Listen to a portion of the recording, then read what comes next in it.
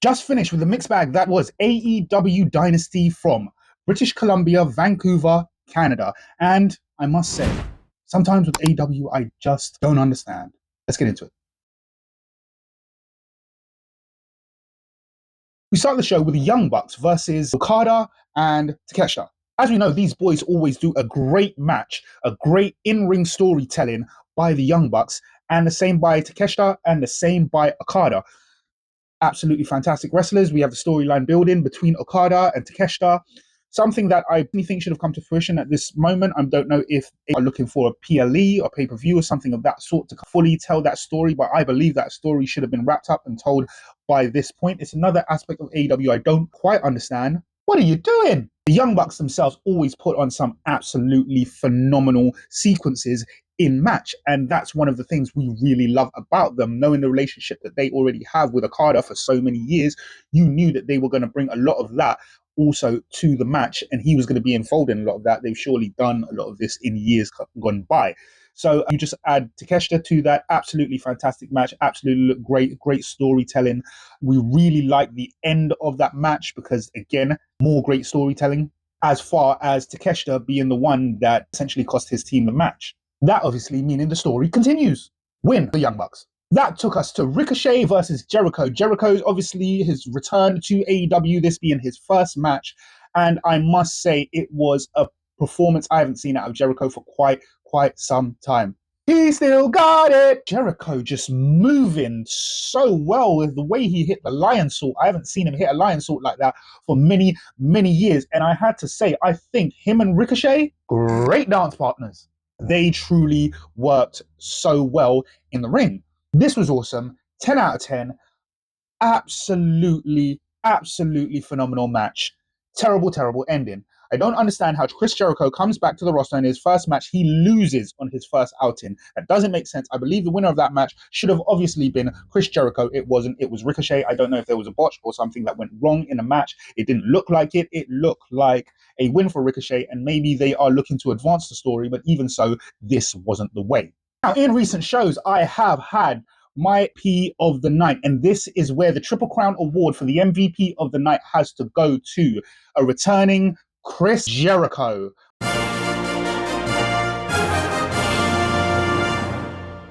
My God, he put on such a performance. He looked so good in the match. He made us laugh. He did so much, and I thought it was an absolutely fantastic comeback. So my MVP of the night has to be Chris Jericho. Congratulations to you, sir. This led us to an outing, Andrade Idoloa versus Darby Allin. Now, I thought this was a good match. I thought they did very well with the storytelling. Considering the fact that obviously Andrade is on his way to trying to become the AEW champion. That's where his sights are set. And also the same for Darby Allin. Fantastically wrestled match, told a great story. Andrade looks amazing. The way he is working his character in AEW at the moment shows us that really and truly, once again, WWE has clearly dropped the ball on him. And it could work. It was just simply dedicating yourself to, I guess, the character and push, which I never felt WWE ever did.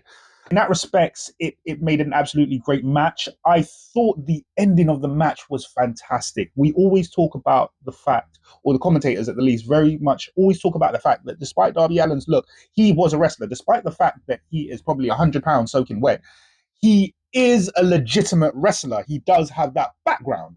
So, and I wonder sometimes when I watch Darby Allin wrestle why he flies and jumps off of all of these things, and it doesn't necessarily look like he's a high flyer or a daredevil. It just looks like he's completely insane, and I guess that's what the character is. So in that respect, he's got it right. We've got that.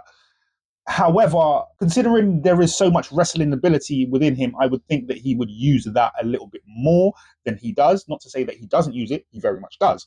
In that respect, the pin to win the match was just wrestling genius. It really was. It was wrestling genius. I believe they went through a few rolls until they got to that position, and it was counter upon counter. And the pin that Darby Allin utilized was such a unique pin that you saw the wrestler in him. You saw the authentic mat-based grappler, Greco-Roman wrestler within him. And I thought that was a very good ending, especially for the two wrestlers, and it very much fit. They told a great story between them, and I was very much impressed. So I think it is a competitor for my best match of the night. I'm not going to say it is, but I would say it was a very strong competitor, especially for that ending pin. It was wonderful, wonderful, wonderful, wonderful, wonderful.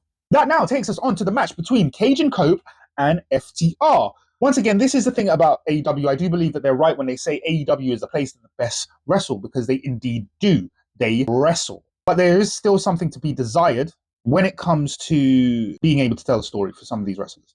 I thought for an Edge and Christian match, it had very little storytelling. It had no creativity, really.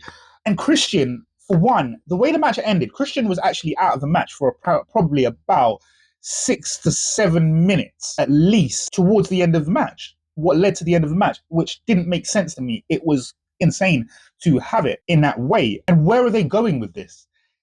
Surely Cage and Cope was supposed to beat FDR. After FDR beat the Young Bucks, that was a credible enough title change right there. And now you've gone past Cage and Cope. What is next? Who is next? I don't really see a great deal of tag teams right now who are moving within that sphere in AEW. I'll be honest with you. Let's be real. The last tag team champions were what? Bandito and Brody King, two singles wrestlers who were put together as a tag team. So the Young Guns also lost before that. So the Guns are out. The Bucks are out. I'm a little bit lost as to where they're planning to go with this. Are they just going to bring Ring of Honor tag teams up to compete? Is it going to be Leo Rush and his partner again? I don't quite understand where they were going with this. I don't understand. It seemed like a logical time to change the tag team champions. I understand that FTR haven't held the tag team champions for all that long, but it's been a long enough time to title change, considering if we look at some of the other title changes that have happened, especially more recently in AEW, it doesn't really make sense as to why FTR held onto those titles. I'm sorry. That led us to a Casino Gauntlet match. So, and if I took this down, so bear with me. We started, number 1, Tommaso Ciampa. Then 2 was Roosh. 3 was Bandito. 4 was Speedball, Mike Bailey. 5 was Clone. I think I've seen him once or twice. I'm really unfamiliar though. 6 was the Bastard Pack. For those who are still running with a little bit of Adrian Neville, that's Adrian Neville Pack, the Bastard Pack. Daniel Garcia, which made it quite interesting. That now means that there's multiple Death Riders in the match. Anthony Bowens, the 5-tool player, is it? Jet Speed Kevin Knight, which means Speedball had his partner, and Wheeler Yuta making up another Death Rider in the match who would dominate for periods of the match. It was quite interesting. The Bastard Pack looks interested all the time. Just such a phenomenal wrestler and what he has grown to be. It's a shame that the WWE really dropped the ball on him. But as a man from the UK, I'm saying, listen, the Geordies are rough. The Geordies are rough. So having a Geordie in AEW and not WWE kind of makes sense in certain ways because, listen, them boys, it's hard for them to clean up nice. They're always going to be a bit rough around the edges, and you see how the Bastard Pack is. I'm just saying. Anyway, winner of that match, fantastic match it was, actually, very interesting. However, I did have one thing to say about it, that I thought there were too many competitors in the match. I felt like anything over probably about 6 or 7 competitors in a match. We should be thankful it wasn't a ladder match, because the propensity for that many people and a ladder match is so much more dangerous than having 6 or 7. So maybe that's why they moved up from 7 to 10. But the amount of people in a match just made it mayhem, and but you couldn't keep up with what was going on. Similarly, it's why Anarchy in Arena has so many different screens. They put up 4 different screens that you can watch at particular times during Anarchy in the Arena, because there is so many people within the match. And I think this was a little bit like that. Maybe if they did something camera styling of Anarchy in Arena, or maybe that is just tailored to Anarchy in Arena, which is why they didn't do it. But in the end, what we got was the winner, Jet Speed Kevin Knight. The sequence to end the match was interesting. It seemed like it ended abruptly. It seemed like it was a call by the referee on how abruptly it ended. I would have thought there would have been somewhat of a bigger sequence to end the match. I'm quite surprised with the winner, although the young man has been doing some excellent work since he's walked over to the AEW locker room. I've been very, very much impressed with his work. So I can't say that it isn't deserved and that he can't work it. We will see what happens with that. The combination of him together with Mike Bailey has been working for so long. So if it ain't broke, don't fix it. Let's see where it goes. Fantastic match, though it was. I just thought the ending was a little bit abrupt. That takes us to Tekla versus Jamie Hayter. Fantastic match also. Tekla always performs, always weird and wonderful, Jamie Hayter. I don't know what to say about Jamie Hayter because I have an undying, uncompromising, just love for Jamie Hayter. I don't know what it is. I can't explain it. I just really, really, really like Jamie Hayter. So I've got no bad words and no time to say about Jamie Hayter. I always love her work. I always love what she's doing. I always love her look. I always love her style. I always love how tough she is. I'm just in awe of Jamie Hayter a little bit. So I can't really speak too much on that. I will say it didn't surprise me that she lost the match. What I will say is that what surprised me was, in fact, how she lost the match. Now, I'm noticing a lot of the time when it comes to Jamie Hayter. More times than not, Jamie Hayter isn't necessarily beaten clean. I wonder why they're doing this. Maybe Tony Khan is interested in these characters. You understand? They're great wrestlers, but the character in themselves is a little bit weird and a little bit odd and a little bit different. And I think that's what Jamie Hayter is, like very much 1960s to 70s mod style from the UK. I don't even actually think it's from Southampton. I actually think it's from London, but 1960s period. She looks fantastic in it. That and the red hair, it just works. Her style, the boots, the scarf, it all works. So for Jamie Hayter, I think she's well liked in the company. She doesn't just get run over. She doesn't just get beaten like that. There's usually some kind of asterisk to the way Jamie Hayter gets beaten, despite the fact that she hasn't held the AEW women's title in quite some time. So I get the feeling they're trying to keep her intact. That makes me pleased, if I'm being honest, because she perpetually seems to not win the AEW women's title. She's always in a run-in, no matter who the champion is, and she always seems to lose. But in the way that she loses tells me that there is some kind of plan for her in the future, and that makes me happy. That brings us to the return match of Will Ospreay versus Jon Moxley. Ospreay! I'm so glad to see Will Ospreay back. He's one of my favorite wrestlers, continually growing on me. I love his promos, hate his voice, but love his promos. I think in him against people like Jon Moxley nowadays, he's clearly turned the corner into a certain sphere. It can't be surely too long from now that he himself becomes the AEW champion. So having him face people like Jon Moxley and showing the grit and the toughness, I love that about him. So surely he was going to win this match. Blue Hidden Blades! So much work in the match between the two, so much back and forth, and they kept it very much equal. Two Hidden Blades! But alas, we ended the match with a win for Jon Moxley. I don't know if that's in order to keep the AEW Continental title in check for Jon Moxley, or if it's indeed that's not the title he is supposed to win. But again, a returning superstar to the roster after injury, you made so much fanfare about him coming back to the roster. He should have never lost that match. It does not make sense to do something like that, as far as I can see. So again, I do not understand AEW's structure or storytelling sometimes. I just really don't. So this leads us to what I actually did think was the best match of the night. That award has to go to the Conglomeration versus the Dogs for the Trios Championship.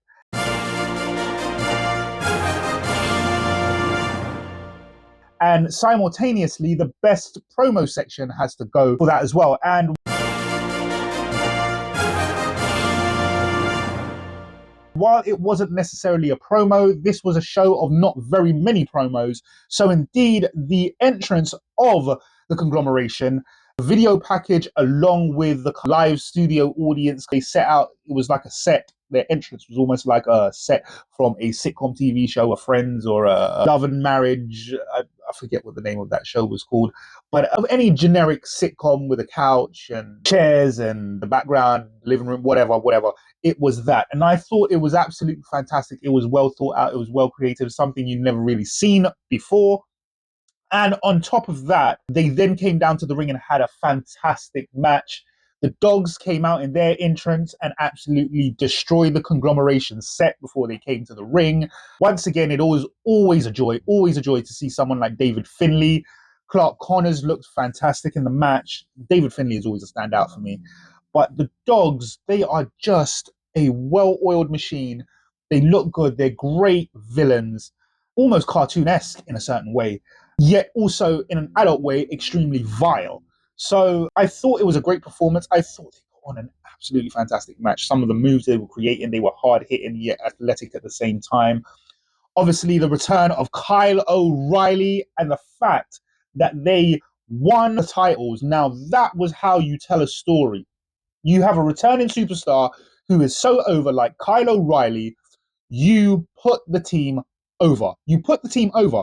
And that's what they did. And for me, that makes it both the best promo section and the best match of the night.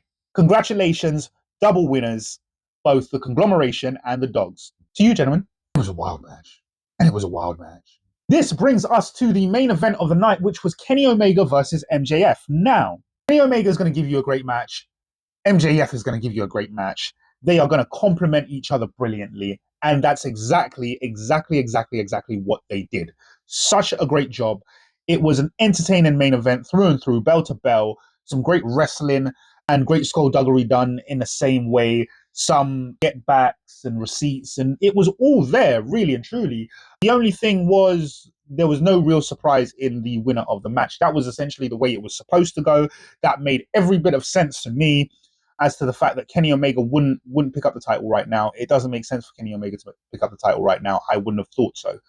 I would have thought that it makes sense to have MJF go on a really long run. And as I watched MJF's entrance, something that was played over and over and over again on social media because it was such an epic entrance, it was easy to see that if you're smart enough as AEW, this is your Roman Reigns historic reign. This is it. You place MJF in the sphere to be your champion for the next 2.5 years. He beats all comers. And perhaps you build a couple of other superstars by giving MJF his own faction. You don't have to. MJF has always been good at making alliances with one other powerful wrestler and then betraying that one powerful wrestler somewhere along the lines. You can always do that.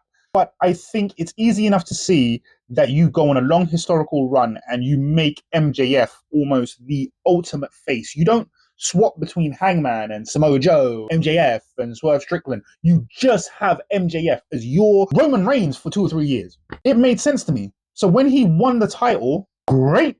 However, it has come to my knowledge that more recently, and what is now last night, if I'm not mistaken, on Collision, Darby Allin, who became the #1 contender in his match earlier on in the card, after defeating Andrade El Idolo, has now become the AEW champion. What? I don't quite understand the logic of making Darby Allin the champion. Less than 100 pounds soaking wet. I could understand the dedication of Darby Allin to the company. I understand Sting was there. That's kind of rubbing to kind of sell it. I understand that they had previous relationships and he was a bit of a mentor to him and they did so many tag team matches and the last match that Sting had and all that kind of stuff. I understand because I watched it myself and enjoyed it completely. Loved Darby Allin for it. Loved him for the rubbing. But the fact of the matter is, championship material, come on now. Don't think it will work, and I don't think it will work long term. Here's the thing. I watched Darby Allin fail to beat Brody King on about 5 separate occasions. To this day, he's never beaten Brody King. Brody King can't seem to even get into the sphere of heavyweight. So how did Darby Allin get there? It doesn't make sense. I'm sorry, it really doesn't make sense. And you need to rethink that one. Darby Allin, what the actual is not AEW world title material. Maybe this is hashtag give Kofi a chance and he's going to lose it again in a week. We just need to have had said that Darby Allin held the world title, but I don't think this is a good idea. How does Darby Allin beat 90% of the roster? It just doesn't happen. We had to suspend our belief to believe that Darby Allin logically had beaten El Idolo. That's why the roll-up pin was the only way he could get it done. And the roll-up pin was so unique that it made it beautiful, but that's not going to work every single match. So that revelation is something in itself. However, I, the Triple Crown champ, am dedicated to bringing you these informations and these takes and these angles. If you like the content, please hit subscribe, hit the notification button. It will let you know when I'm uploading again next. And until then, I have been the Triple Crown champ.